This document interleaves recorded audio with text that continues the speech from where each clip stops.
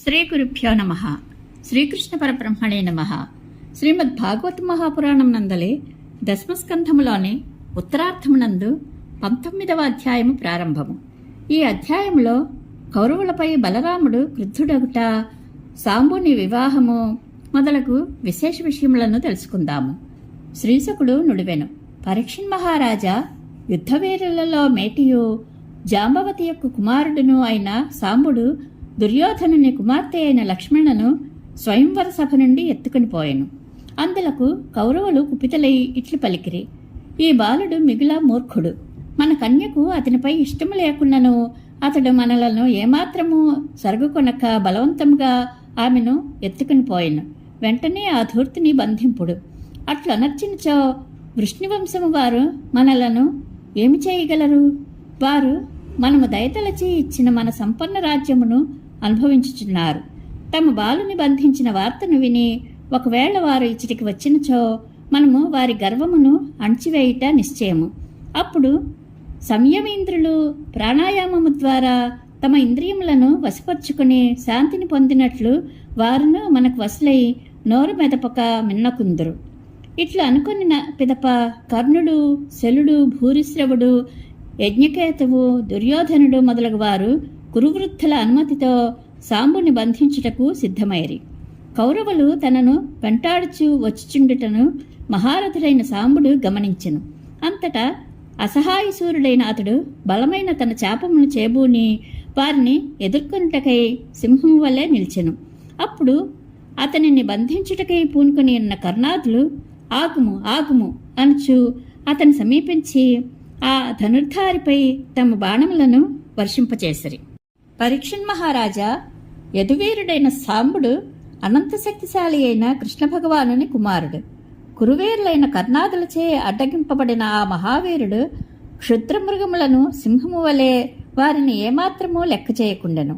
ఇంకనూ అతడు శక్తిమంతమైన తన వింటిని సంధించి భయంకరముగా ధనుష్టంకారమునర్చెను. అంతేగాక అతడు 6 రథములపై నిలిచి తనతో పోరాడుచున్న కర్ణాది వీరులపై ఒక్కుమ్మడిగా ఒక్కొక్కరిపై 6 బాణములను ప్రయోగించెను.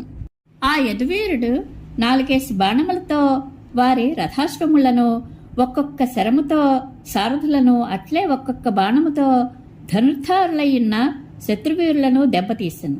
సాంబుని అద్భుత పరాక్రమమును ఆ శత్రువీరులను ముక్తకంఠంతో ప్రశంసించిరి. అనంతరము కర్ణాదులు 6 ఒకేసారి సాంబునిపై విరుచుకుని పడి అతనిని విరధిని గావించిరి.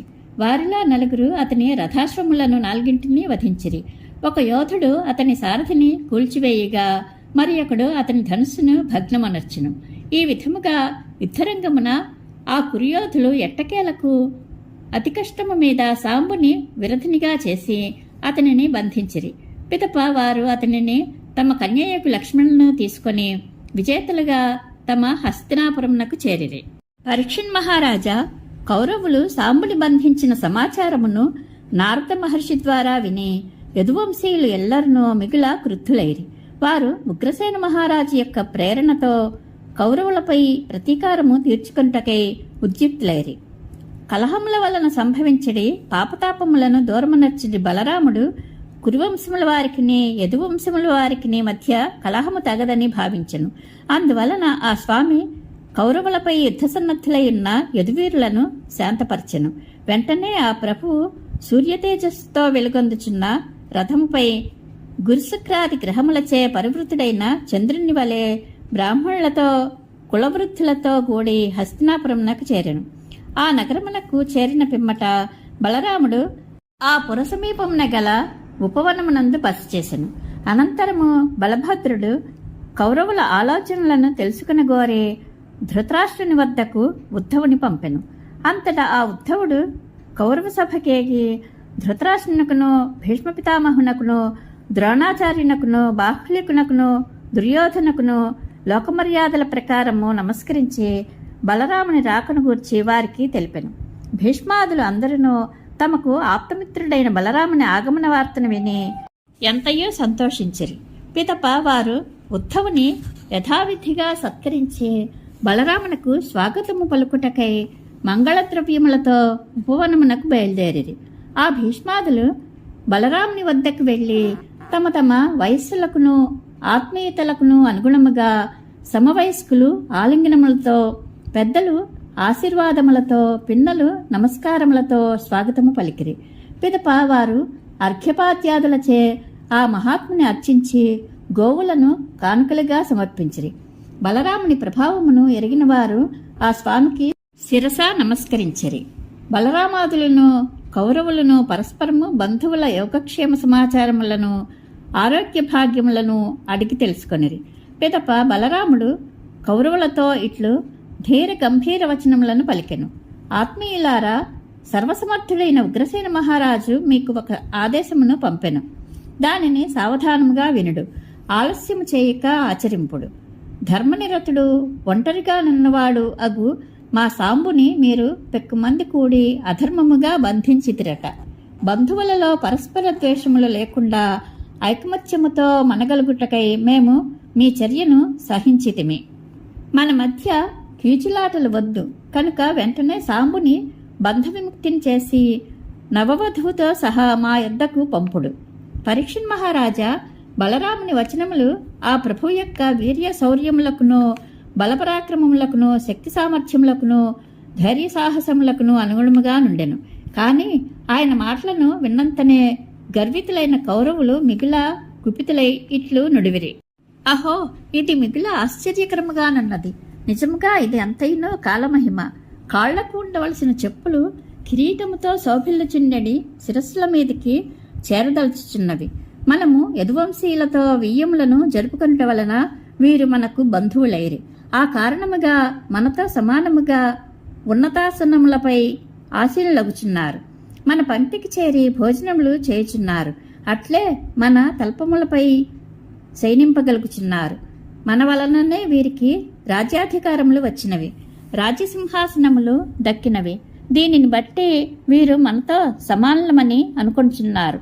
మనము ఉపేక్ష వహించుట చేతనే ఈ యాదవులు వింజామరులు, శంఖములు, శ్వేతఛత్రములు, కిరీటములు, రాజ్యసింహాసనములు, హంసతూలికా తల్పములు మొదలగు మహారాజభోగములను అనుభవింపగలుగుచున్నారు. పాములు తమకు పాలు పోసి పెంచిన యజమానినే కాటువేసినట్లు మన దైవలననే రాజలాంఛనములను, రాజ్యాధికారములను పొందియు ఈ యాదవులు సిగ్గులేక మనలనే శాసించుచున్నారు. ఎంత విపరీతము! వీరికి ఇంతవరకును చేసిన సహాయము చాలును. సింహం పాలి ఆహారము పొట్టేలు పొందలేనట్లు భీష్ముడు, ద్రోణుడు, అర్జునుడు మొదలగు కురువీరుల అనుగ్రహము లేనిచో దేవేంద్రుని అంతటి వాడును ఏ వస్తువును తాకజాలడు. శ్రీశకుడు వచించెను.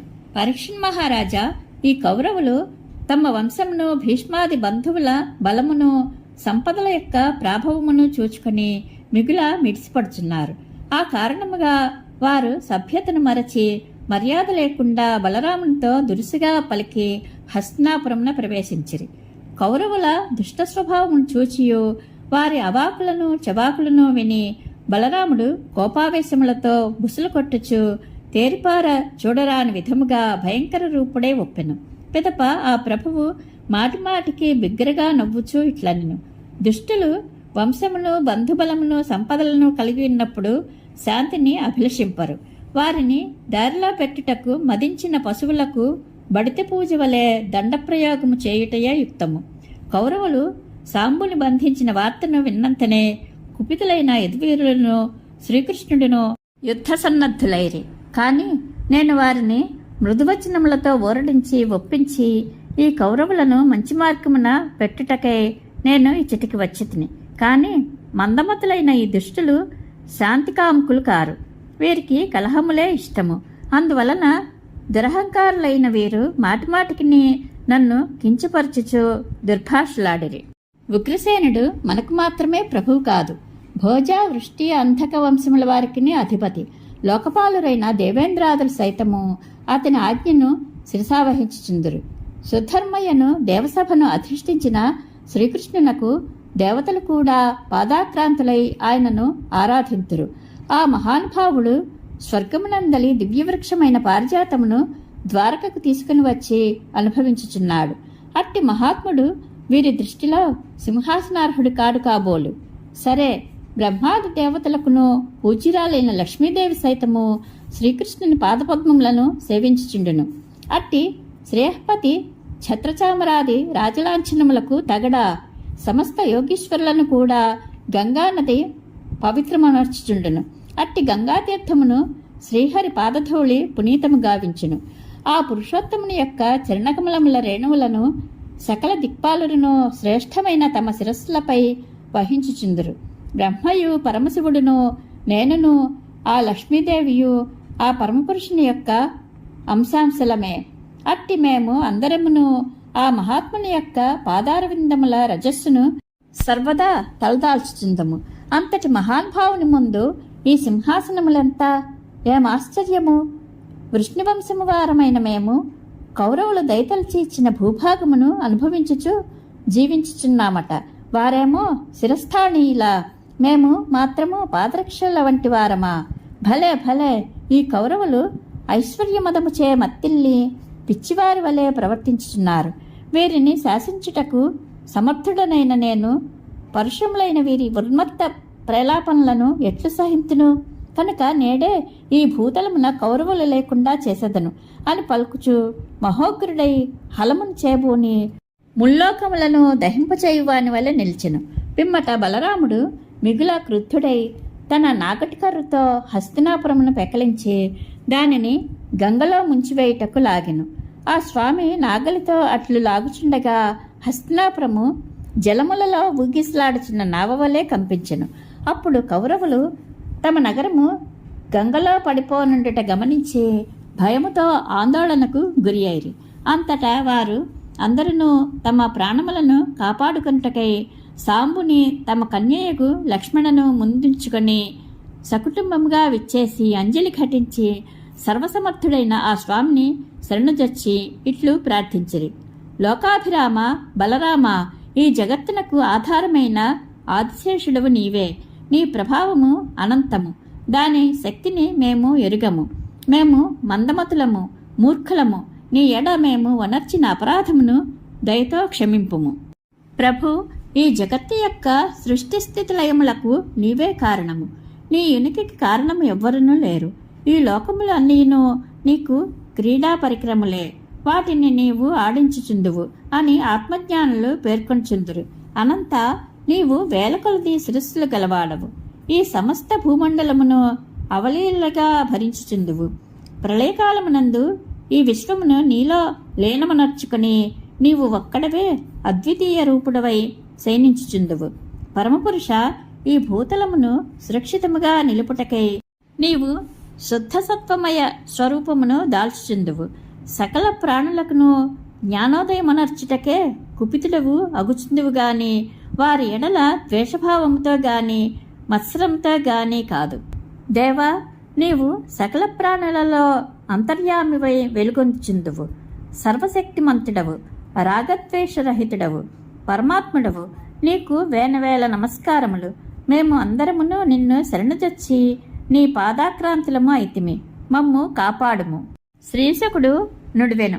కౌరవులు ఎల్లరూ ఈ విధముగా ఆందోళనతో వణికిపోవచ్చు బలరాముని శరణుగోరి ఆ స్వామిని ప్రస్తుతించిరి. అంతటా భక్తవత్సలుడైన ఆ ప్రభువు వారి ఎడ ప్రసన్నుడై భయపడకుడు అని అభయమిచ్చెను. పరీక్షణ్ మహారాజా దుర్యోధనునకు తన కుమార్తెకు లక్ష్మణ 6వ ప్రాణము కనుక అతడు ఆమెకు 60 సంవత్సరముల వయస్సు గల 1200 గజములను 10,000 అశ్వములను సూర్యతేజస్సుతో మరేచున్న 6,000 బంగారు రథములను స్వర్ణాభరణములు గల 1000 మంది దాసీలను కానుకలుగా ఇచ్చెను.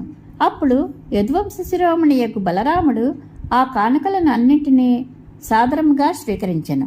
పిమ్మట ఆ మహాత్ముడు తనకు బంధువులైన కౌరవులు అభినందించుచుండగా నూతన దంపతులైన లక్ష్మణుతో సాంబునితో కూడి ద్వారకా నగరమునకు బయలుదేరెను.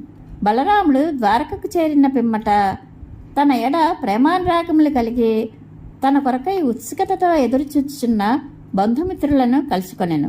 అనంతరము అతడు కౌరవులకును తనకును మధ్య జరిగిన సంఘటనను కూర్చి సభలో ఆసీనులైన యదుపుంగవులకు పూర్తిగా వివరించెను. నేటికిని ఆ హస్తినాపురము గంగకు దక్షిణ దిశ యందు కొంత ఎత్తుగాను నదివైపు కొద్దిగా ఒరిగి ఉన్నట్లుగాను ఉన్నది. అది బలరాముని పరాక్రమమును సూచించుచున్నది. ఇది శ్రీమద్ భాగవత మహాపురాణం నందలి దశమస్కంధంలోని ఉత్తరార్థం నందు 19వ అధ్యాయము సంపూర్ణము. శ్రీకృష్ణానుగ్రహ ప్రాప్తిరస్తు. శుభం భూయాత్.